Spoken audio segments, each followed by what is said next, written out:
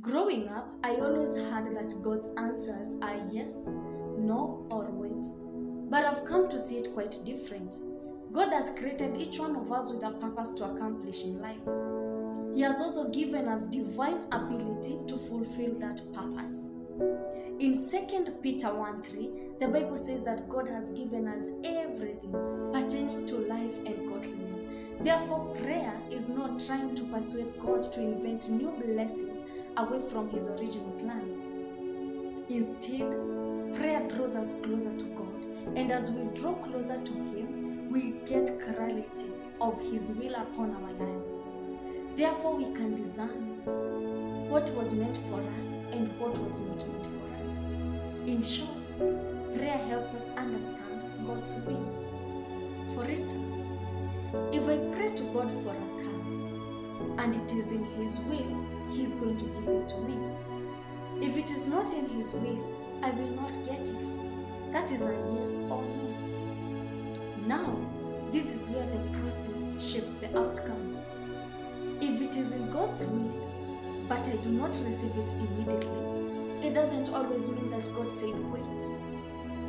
Maybe it's because I have not become the person I should be to carry that blessing. In the book of Galatians 4:1 and 2, the Bible says that an heir, though the owner of all things, remains under guardians until his old age. Let's consider David, a man after God's own heart. He desired that he builds the house of God. But God said, no, your son Solomon will do it. This is to say that God had not purposed David to build the temple, but God had created and wired Solomon to build the house of God. No wonder Solomon built the temple of God with gold and still claimed that God cannot live in houses built with the hands of men. On another note, let's consider Daniel. Daniel set himself up for prayer,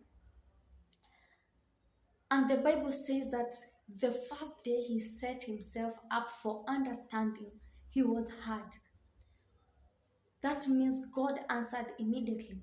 But the answers never came to Daniel until 3 days later due to interference from external forces away from the original plan of God.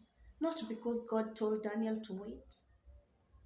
Perhaps the answers of God are yes or no, and what we may call wait is often a maturity process, a period of preparation, or just interference from forces outside the original plan of God. In conclusion, God's will is settled. The process of becoming is what shapes us. Blessings.